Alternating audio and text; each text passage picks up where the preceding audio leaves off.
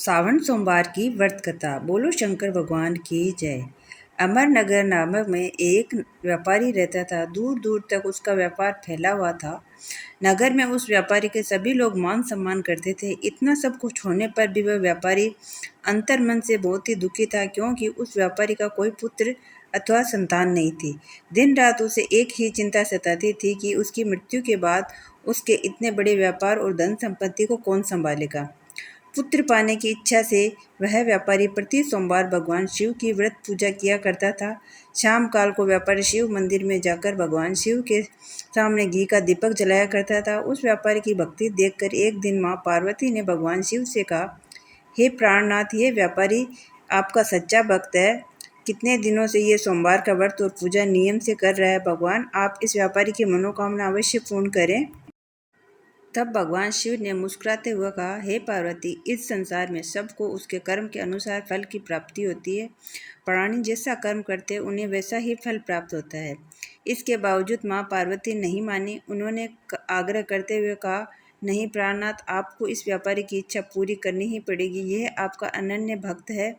प्रति सोमवार आपका विधिवत व्रत रखता है और पूजा अर्चना के बाद आपको भोग लगाकर एक ही समय भोजन ग्रहण करता है। आपको इसे पुत्र प्राप्ति का वरदान देना ही होगा। माँ पार्वती का इतना आग्रह देखकर भगवान शिव ने कहा, तुम्हारे आग्रह पर मैं इस व्यापारी को पुत्र प्राप्ति का वरदान देता हूँ, लेकिन इसका पुत्र 16 वर्ष से अधिक जीवित नहीं रहेगा। उसी रात भगवान शिव ने स्वप्न में उस व्यापारी को दर्शन देकर उसे पुत्र प्राप्ति का वरदान दिया और उसके पुत्र के 16 वर्ष तक जीवित रहने की बात भी बताई। भगवान के वरदान से व्यापारी को खुशी तो हुई, लेकिन पुत्र की अल्पायु की चिंता ने उसकी खुशी को नष्ट कर दिया। व्यापारी पहले की तरह ही सोमवार की विधिवत व्रत करता और कुछ महीने पश्चात उसके घर में अति सुंदर पुत्र उत्पन्न हुआ। पुत्र जन्म से व्यापारी के घर में खुशियां भर गई। बहुत धूमधाम से पुत्र का जन्म समारोह किया। व्यापारी को पुत्र जन्म से अधिक खुशी नहीं हुई, क्योंकि उसे पुत्र की अल्प आयु के रहस्य का पता था। यह रहस्य घर में किसी को मालूम नहीं था। विद्वान ब्राह्मणों ने बुलाकर उसका नाम अमर रखा। जब अमर 12 वर्ष का हुआ तो शिक्षा के लिए उसे वाराणसी भेजने का निश्चय हुआ। व्यापारी ने अमर के मामा दीपचंद को बुलाया और कहा कि अमर की शिक्षा प्राप्त करने के लिए वाराणसी इसे छोड़ आओ। अमर उसके मामा के साथ शिक्षा प्राप्त करने के लिए चल दिए। रास्ते में जहाँ भी अमर और दीपचंद रात्रि को विश्राम के लिए ठहरते, वहाँ यज्ञ करते और ब्राह्मणों को भोजन कराते। लंबी यात्रा के बाद अमर और दीपचंद एक नगर में पहुंचे। उस नगर में राजा की कन्या का विवाह की खुशी से पूरे नगर को सजाया गया था। निश्चित समय पर बारात आ गई, लेकिन वर का पिता अपने बेटे के एक आंख से काने होने के कारण बहुत चिंतित था। उसे इस बात का भय सता रहा था कि राजा को इस बात का पता चल गया, वह विवाह से इनकार कर देगा। वर के पिता ने अमर को देखा तो उसके मस्तिष्क में एक विचार आया।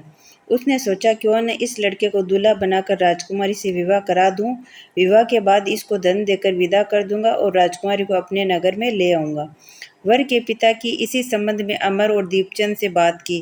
दीपचंद ने धन मिलने के लालच में वर के पिता को बात स्वीकार कर ली। अमर को दूल्हे के वस्त्र पहनाकर राजकुमारी चंद्रिका से विवाह करा दिया। राजा ने बहुत सा धन देकर राजकुमारी को विदा कर दिया। अमर जब लौट रहा था तो सच नहीं छिपा सका। उसने राजकुमारी की ओढ़नी पर लिख दिया, राजकुमारी चंद्रिका, तुम्हारा विवाह तो मेरे साथ हुआ है। मैं तो वाराणसी में शिक्षा प्राप्त करने जा रहा हूँ। अब तुम्हें जिस नवयुवक की पत्नी बनना पड़ेगा वह एक आंख से काना है। जब राजकुमारी ने अपनी ओढ़नी पर लिखा हुआ पढ़ा तो उसने काने लड़के के साथ जाने से इनकार कर दिया। राजा ने सब बातें जानकर राजकुमारी को महल में ही रख लिया। उधर अमर और उसके मामा दीपचंद के साथ वाराणसी पहुंच गया और गुरुकुल में पढ़ाई शुरू कर दी। जब अमर की आयु 16 वर्ष पूरी हुई तो उसने एक यज्ञ किया। यज्ञ की समाप्ति पर ब्राह्मणों को भोजन कराया और खूब अन्न वस्त्र दान दिए। रात को अमर अपने शयन कक्ष में सो गया। शिव के वरदान के अनुसार शयन अवस्था में ही अमर के प्राण पखेरु उड़ गए। सूर्योदय पर मामा अमर उसको मृत देखकर रोने पीटना शुरू कर दिया। आसपास के लोग भी एकत्रित होकर दुख प्रकट करने लगे। मामा के रोने विलाप करने के स्वर समीप से गुजरते हुए भगवान शिव और माँ पार्वती ने सुने। पार्वती जी ने भगवान शिव से कहा, प्राणनाथ, मुझसे इसके रोने के स्वर सहन नहीं हो रहे। आप इस व्यक्ति का कष्ट अवश्य दूर करें।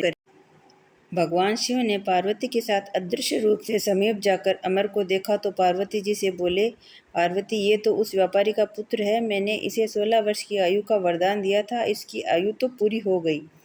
पार्वती जी ने फिर भगवान शिव से निवेदन किया, हे प्राणनाथ, आप इस लड़के को जीवित करें, नहीं तो इसके माता पिता पुत्र की मृत्यु के कारण से रो रो कर अपने प्राणों को त्याग देंगे।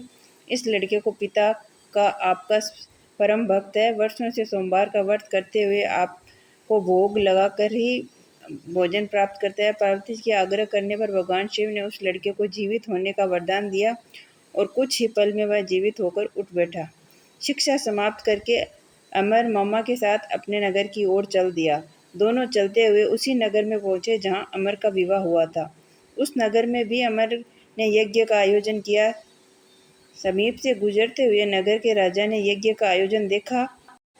राजा ने अमर को तुरंत पहचान लिया। यज्ञ समाप्त होने पर राजा अमर और उसके मामा को महल में ले गया और कुछ ही दिन उन्हें महल में रखकर बहुत सा धन वस्त्र देकर राजकुमारी के साथ विदा कर दिया। रास्ते में सुरक्षा के लिए राजा ने बहुत से सैनिक को भी साथ में भेज दिया। दीपचंद ने नगर के में पहुंचते ही एक दूत को घर भेजकर अपने आगमन की सूचना भेजी। अपने बेटे अमर के जीवित वापस लौटने की सूचना से व्यापारी बहुत प्रसन्न हुआ। व्यापारी ने अपनी पत्नी के साथ स्वयं को एक कमरे में बंद कर रखा था। भूखे प्यासे रहकर व्यापारी और उसकी पत्नी बेटे की प्रतीक्षा कर रहे थे। उन्होंने प्रतिज्ञा कर रखी थी कि यदि उन्हें अपने बेटे की मृत्यु का समाचार मिला तो दोनों अपने प्राण त्याग देंगे। व्यापारी अपनी पत्नी और मित्रों के साथ नगर के द्वार पर पहुंचा।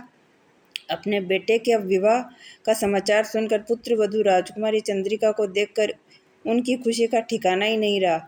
उसी रात भगवान शिव ने व्यापारी के स्वप्न में आकर कहा, हे सृष्टि, मैंने तेरे सोमवार के व्रत करने और व्रत कथा सुनने से प्रसन्न होकर तेरे पुत्र को जीवन दान का वरदान दे दिया। इस प्रकार जो कोई सोमवार का व्रत करता है या कथा सुनता है, सुनाता है, पढ़ता है, उसकी सब कष्ट दूर हो जाते हैं, उसकी सभी मनोकामनाएं पूर्ण होती है। बोलो शंकर भगवान की जय हो, माँ पार्वती की जय हो।